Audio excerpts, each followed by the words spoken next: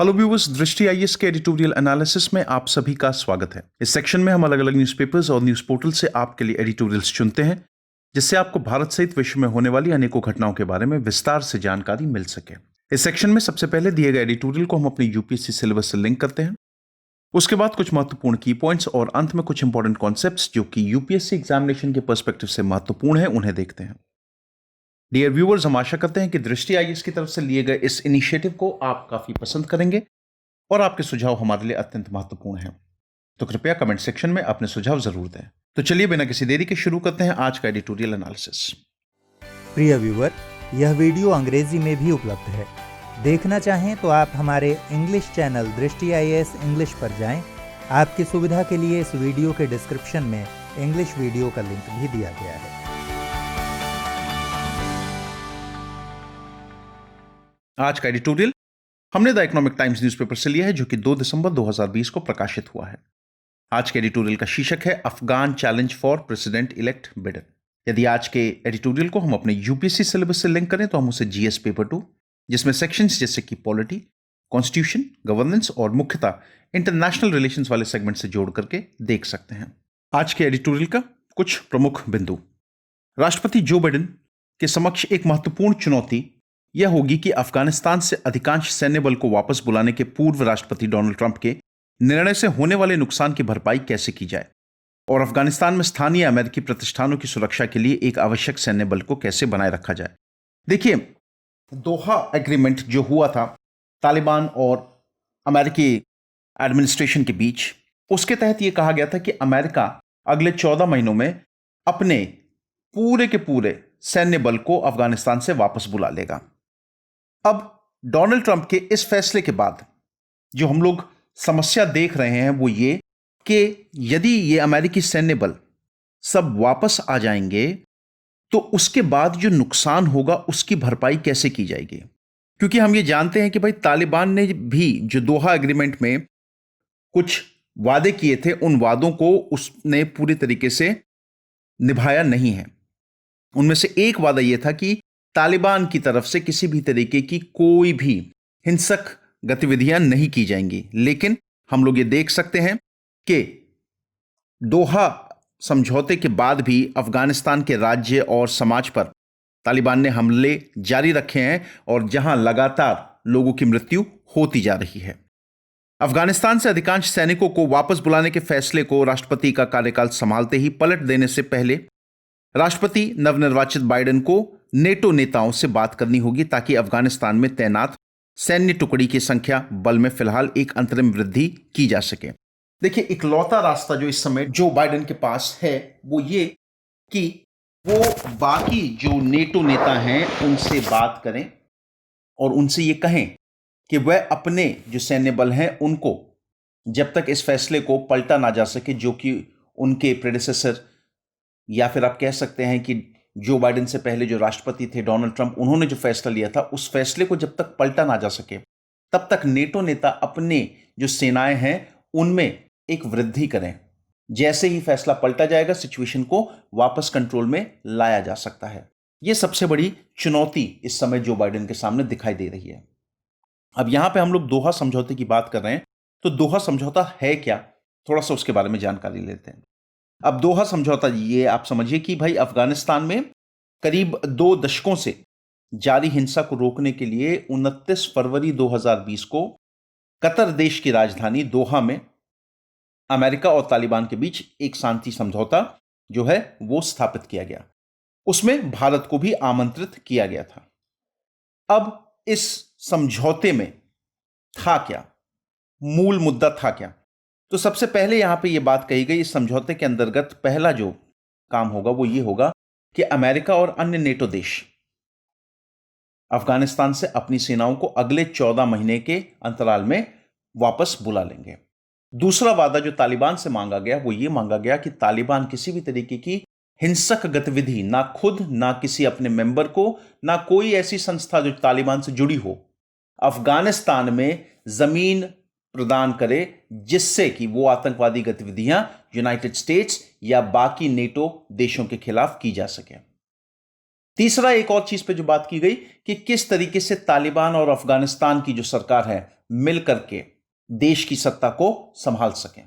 लेकिन कई जानकारों का मानना यह है कि ये जो समझौता था ये काफी हद तक वन साइडेड था। क्यों? क्योंकि यहां पर तालिबान ने प्रेशर पुट किया है अमेरिका के ऊपर, और अमेरिका हर वो चीज जो तालिबान मांग रहा है उसको उन्होंने प्रदान किया। जैसे कि यदि हम लोग बात करें तो तालिबान ने यह कहा कि आप हमारे 5,000 जो प्रिजनर्स हैं, जो बंधक हैं, आप उनको छोड़ दें, बदले में हम आपके 1,000 बंधकों को छोड़ेंगे। साथ ही साथ तालिबान का कहना यह भी था यहां पे कि अमेरिका जो है वो पहले अपनी सेना और नेटो देशों की सेनाओं को अफगानिस्तान से लेकर के जाए, उस कंडीशन में ये जो समझौता है ये सक्सेसफुल हो सकता है। जो समस्याएं जुड़ी हुई हैं वो ये हैं कि जैसे देखिए तालिबान का जो रवैया रहा है, तालिबान ने हमेशा शरीयत बेस्ड सिस्टम को ही एडमिनिस्टर करने का या प्रशासन करने का तरीका माना है। तालिबान के लोग संविधान में बिल्कुल भी यकीन नहीं करते, और यदि तालिबान के कार्यकाल को देखा जाए तो उस समय किसी भी तरीके की लोगों के पास नागरिक अधिकार नहीं थे। महिलाओं की स्थिति तो बहुत ही बदतर हो चुकी थी। अब इन सिचुएशंस को देख करके कई जानकारों का कहना यह है कि अमेरिका एक तरीके की खाना पूर्ति कर रहा है। अमेरिका बस ये चाहता है कि वो जल्द से जल्द अपने सैनिकों को वहां से बुला ले। उनकी सेफ्टी के बारे में वो कंसर्न्ड है, ना कि इस बारे में कि यदि तालिबान एक बार फिर अफगानिस्तान में अगर आ जाता है तो अफगानिस्तान की जो सरकार है, अफगानिस्तान के जो लोग हैं, उन्हें किन किन समस्याओं का सामना करना पड़ सकता है। वर्तमान परिदृश्य के संदर्भ में यदि बात करें तो अफगानिस्तान में सैन्य बलों की संख्या को 15 जनवरी तक 2,500 सैनिकों तक कम कर देने के राष्ट्रपति ट्रंप के फैसले ने इस भूभाग की स्थिरता और शांति और इस भूभाग के से बाहर के देशों की रक्षा एवं सुरक्षा को गंभीर खतरे में डाल दिया है। अब जो फैसला किया है अमेरिकी राष्ट्रपति उस समय जब ये डील साइन हुई थी डोनाल्ड ट्रंप ने, उनके हिसाब से जो 15 जनवरी 2021 है तब तक जो अमेरिकी सेना की जो संख्या रह जाएगी वो मात्र रह जाएगी 2,500 सैनिकों की। और ये जो भूभाग है, यहां जो शांति और स्थिरता जो स्थापित हुई है इतने कड़े प्रयासों के बाद, उसके ऊपर एक बहुत बड़ा खतरा जो है मंडराएगा। साथ ही साथ इस भूभाग के आसपास के जो देश हैं उन पे भी एक गंभीर खतरे की आशंका जो है वो जताई जा रही है। यह पिछले लगभग 2 दशकों में अफगानी लोगों द्वारा प्राप्त लाभ की स्थिति को कमजोर करेगा। देखिए ये जो युद्ध था जो तालिबान और अफगानी सेना के बीच में जो चल रहा था, ये लगभग 2 दशक पुराना है, और इसमें नेटो फोर्सेस और अमेरिका की जो सेना है उसकी मदद से जो अफगानी सेना थी उन्होंने एक बहुत बड़े हिस्से को अपने काबू में स्थापित किया है। अगर ये डील या ये समझौता अगर इसी तरीके से चलता है तो वो सारी की सारी चीजें, वो सारे के सारे जो लाभ अफगानी लोगों ने प्राप्त किए थे, उन सब के ऊपर हम लोग देख सकते हैं एक बहुत गंभीर संकट आ सकता है। निर्वाचित अफगान सरकार द्वारा आधिकारिक कानून प्रवर्तन की सीमा, क्षमता और पहुंच का विस्तार करने के लिए और तालिबान एवं इस्लामाबाद के उसके प्रायोजकों द्वारा बंधक रखे गए उभरते लोकतंत्र की स्थिरता के लिए अफगानिस्तान को हर संभव सहायता देने की आवश्यकता है। देखिए जरूरत इस समय यह है कि जो निर्वाचित अफगानिस्तान की सरकार है हमें उसको मजबूत करने की जरूरत है। जो लोकतंत्र का ढांचा वहां पे इतने लड़ाई झगड़े के बाद जो स्थापित किया गया है उसको बनाए रखने की जरूरत है, क्योंकि हम जानते हैं कि तालिबान और तालिबान के साथ जो उसका सबसे बड़ा सपोर्टर है पाकिस्तान, वह लगातार इसी मौके का इंतजार कर रहे हैं कि कब अफगानिस्तान खाली हो और कब दोबारा से ये गुट जो हैं ये अपने आप को अफगानिस्तान में दोबारा से इस्टेब्लिश कर सकें।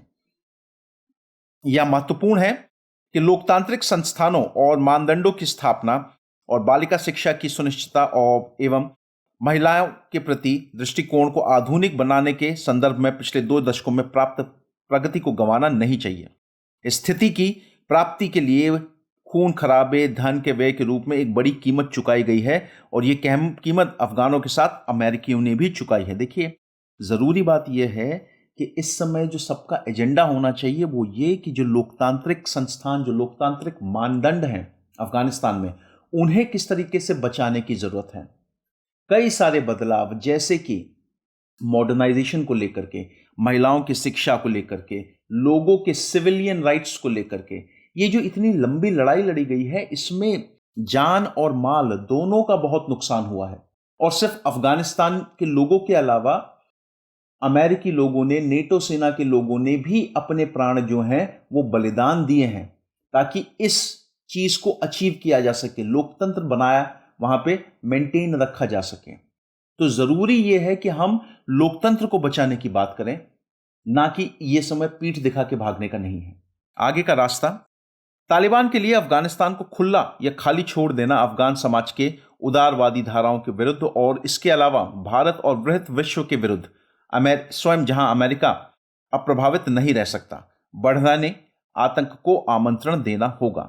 देखिए, यदि तालिबान वापस एक बार अफगानिस्तान में आ गया तो अफगानिस्तान की जो दुर्दशा होगी वो तो होगी, साथ ही साथ वो सभी उदारवादी धाराएं जो हैं उनके खिलाफ भी तालिबान एक बहुत कड़ा प्रहार करेगा। क्योंकि हम पड़ोसी हैं अफगानिस्तान के, तो हमें जो नुकसान होगा वो तो होगा ही, लेकिन ये नुकसान केवल हम तक सीमित नहीं रहेगा, ये नुकसान पूरे विश्व के लिए बहुत खतरनाक साबित हो सकता है और अमेरिका भी उसमें शामिल है। तो कोशिश ये होनी चाहिए कि ये जो बढ़ता हुआ आतंक, ये जो तालिबान की आप हर बात मानते चले आ रहे हैं, जरूरी है कि तालिबान को आप एक आतंकवादी संगठन की तरह ट्रीट करें। जब तक तालिबान को आप उसकी असलियत दिखा करके बात नहीं करेंगे तब तक यही होगा। तालिबान ने देखिए वादा खिलाफी यहां पे करी है। तालिबान ने यह कमिट किया था, प्रॉमिस किया था कि किसी तरीके की कोई आतंकवादी गतिविधियां उसके द्वारा नहीं की जाएगी, लेकिन यह अभी तक रुकता हुआ दिखाई नहीं दे रहा है। अमेरिकी सैनिकों की वापसी के रूप में अतीत के लाभ को गंवाना नहीं चाहिए, ना ही अफगानिस्तान को एक बार फिर बड़े पैमाने पर आतंकवाद का लॉन्च पैड बनने का अवसर देना चाहिए। नया अमेरिकी प्रशासन इस चुनौती को नजरअंदाज करने का जोखिम नहीं उठा सकता। देखिए, ये एकदम क्लियर बात है, जैसे ही नेटो फोर्सेस, जैसे ही अमेरिकी सेना अफगानिस्तान छोड़ करके जाएंगी, तालिबान जो है वो दोबारा से वही सिविल वॉर, जो गृह युद्ध की स्थिति थी, दोबारा से क्रिएट कर देगा और इस बार उस गृह युद्ध की स्थिति से पार पाना बहुत मुश्किल हो जाएगा। तो जो आने वाला नया अमेरिकी प्रशासन है, उनका फोकस इस चीज पर होना चाहिए कि कैसे अफगानिस्तान में शांति बनाए रखें, तालिबान को कंट्रोल करके रखें। तो व्यूअर्स, ये था आज का एडिटोरियल एनालिसिस। आज के एडिटोरियल से संबंधित जो प्रश्न बन सकता है वो कुछ इस प्रकार है। अमेरिका तालिबान समझौता एक अच्छा कदम है, लेकिन आगे की राह आसान नहीं होगी। अफगानिस्तान में स्थायी शांति के लिए सभी पक्षों को धैर्य और सुलह का रुख अपनाना होगा। चर्चा कीजिए। तो व्यूअर्स, आई होप आप सभी को आज का एडिटोरियल एनालिसिस पसंद आया हो। धन्यवाद।